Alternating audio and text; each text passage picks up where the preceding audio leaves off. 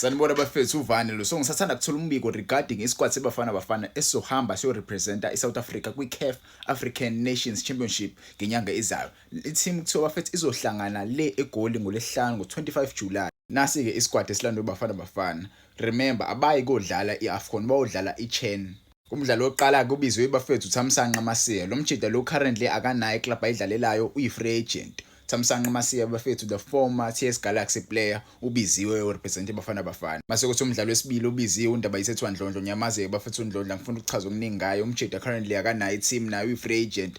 But ke engiyinayisisile ngale squad esibiziwe most of these players ababiziwe ama free agents yabo abadlala ba right abayi quality inkinga abama free agents abanawo ama club. So I think le squad lesi siqinile iyona into ezosenza siqine yabo ngokwami. Umunye umdlalo obiziwe bafethu uNeo Mayema. uNeo Mayema ke umdlali lo udlalela iMamelodi Sundowns. He's not a free agent but he's a good player. He's a good player. He was part of his squad sayo iBafana Bafana le ba qualify ngayo ukuthi bayodlala le tournament le iChan. Wayekhona kuma qualifications badlala neEgypt. Waze wakora against iEgypt umjida. So uyiquality ngempela. I think vele uyena ucaptain ozobe ihola le team le iya forward. Mase kuthi omunye umdlalo obiziwe bafethu uzakhelele pasa which is a shocking thing because I thought uzakhelele pasa is a Orlando Pirates player. I saw lapha kuthiwa umjida igama lakhe abhaliwe ukuthi udlalela iphi team yabo thiwa i-team ayikho.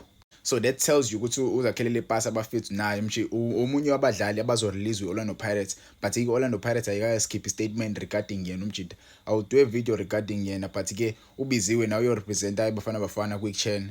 Another player bafethu the former Orlando Pirates player uMenzi Masuku ubiziwe nayo ku squad seBafana Bafana. I hope umjida uzosebenzisa ithuba. One of the best players I've seen wearing the black and white jersey bafethu. Another player bafethu odlalela eGomora United uMomelezi Ndabevu Dlambevu not Ndabevu. Lo mjida bafethu ke u-rated kakhulu. I-team seems like iyamthanda uyorepresent iBafana Bafana. I don't know a lot about this player but ke he used to play for TS Galaxy. Right now he plays for iGomora United. Another player bafethu olandiwe another free agent actually uMakarenge bafethu. Njwani ibona le list sithi ngisayiqalile i-list enama quality. I-list ena quality yabadlali yabo. Another player obiziwe bafethu uRowan Human. Umjida usathana kureleasewa amaZulu which is a shocking thing to do by amaZulu but ke umjida we free agent currently akanayo club azoyidlalela. There were links with him with iDurban City but ke right now usabizwe iBafana Bafana asazi usiphi team ezomsign. Let's hope uzofika shine lapha enza ama team afuna ukumsign. Labadlali abama free agent they must use this opportunity to shine lapha kwiChan. Make South Africa win kwiChan. Khona bezothola ama team angcono ku Betway Premiership. Another former Orlando Pirates player bafethu uWade Houston nayo free agent currently ubiziwe lapha abafethu represent iBafana Bafana which is a big thing for umjida. Shocking to be honest. I didn't expect to see uKhoza kule list yabadlali aba represent iBafana Bafana. I'm not saying iSundowns idlala ngeintwana but mfethu uKhoza last season he was one of the best young defenders engwabonile ku Betway Premiership.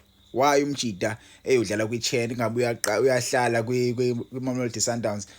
Mhlawumbe iSundowns ayinawo ama intentions okumsebenzisa kule season angazi ungezwa ukuthi uvana uthe but ke it's a big decision eyenziwe iMamelodi Sundowns ukuthi umjida imdedele mhlawumbe bayabona impela ukuthi ngeke bamsebenzise. Ngangitshela ama comments how do you feel about uKhoza eyodlala kwiChan. Phela iChan bafethu i-tournament ejwayele ukudlalwa abadlali vele amajwayele ukudlala. So uKhoza last season he played very well for iMamelodi Sundowns. Another player bafethu obiziwe uSamkelo Xolo obedlalela iSuperSport United. Umjida uyadlala ngempela. He was really good for i-30C side iSuperSport United. Let's hope uzofika shine nalapha kwiBafana Bafana.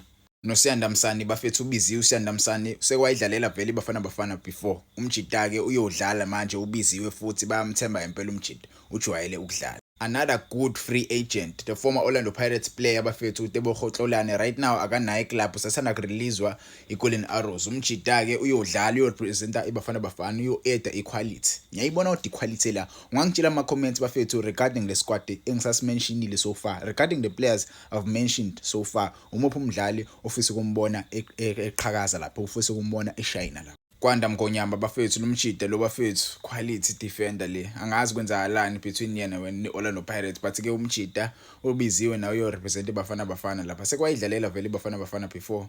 Imagine weqo number 10 kazuba we another player. I feel like ukujoina kwakhe iMamelodi Sundowns yayihlisa icareer yakhe umjida because when he was playing for Cape Town City he was one of those defenders. Abebedlalela squad. wadlala kuma qualifiers eWorld Cup yango 2022 umjida.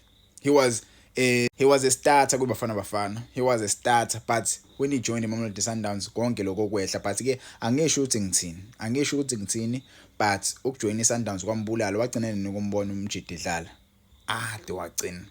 I'm sure umazishiya igama.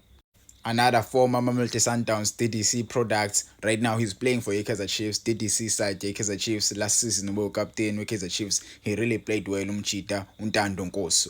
Ubiziwe nayo idefender liqinile lo representa iBafana Bafana lapha kwiChan. Kuyangijabulisa ngempela ukubona izintwana sibizwa kule competition. uRamahlwe Mphahlele bafethu naye umunye wabadlali obiziwe.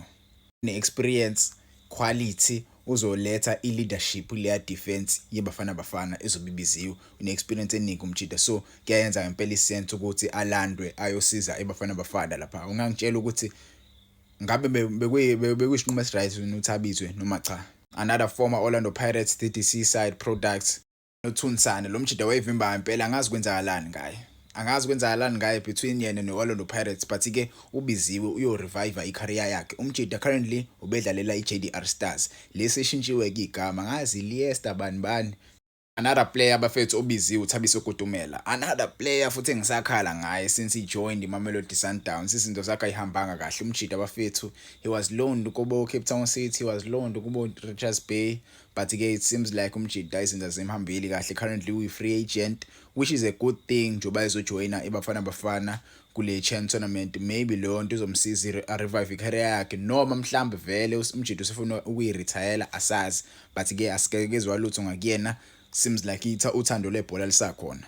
Another Kaizer Chiefs player bafethu uKigen Doli. Currently he's a free agent. He recently left TS Galaxy umjida. He said with TS Galaxy ufuna ukuba starter, but ke TS Galaxy it seems like abengenaso istar. Kahle bebengenawo ama plans akhe ukuthi aqale ama games yabo abe starter kwi TS Galaxy. So umjida decide ukuleave because ubefuna ukuba istarter lapha. Bathi cha, awukwazi uwaqala ama games. Bakhona abadlali abazoqala ama games. Another quality free agent bafethu Andile Mbanjwa. Umbanjwa ke bafethu omunye wa goalkeeper lo bafethu abebevimba, ngazi kwenzakalani ngaye umjida, but ke umjida wayevimba uyi-free agent. I hope le tournament izoyibooster icareer yakhe. I hope uzobuyela kule standard ayikusona. I'm sure uyena uzoba goalkeeper vele because so far bawu-2 goalkeeper basabiziwe engisababonile kule list le.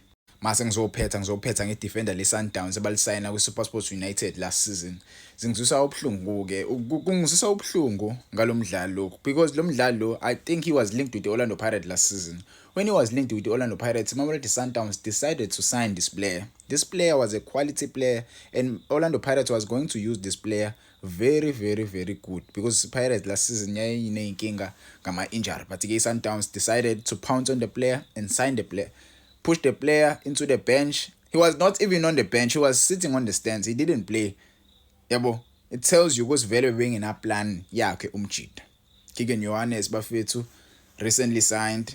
He'll become just like uKutumela. He'll become just like uTerence Mashego. He's lost in the system. Thapelo Maseko. Wagcina nokuzwa lelo gama. He's just lost in the system. Bafethu uzoba lost na kwi-system. Usathanda kufika. Yabo, so ngizwisa inhlungu ngempela ukubona into kanje, but ke wena full list ke le khishwe iBafana Bafana. Yabo, ungangitshela ama comments regarding le squad lesesibiziwe. Is it a good squad or a bad squad?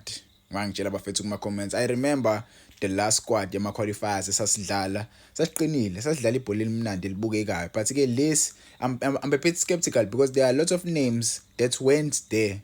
Yabo, maningi amagama ayengekho lesa squad esasibiziwe ekuqaleni. Which is an odd thing, but again, hey, let's see.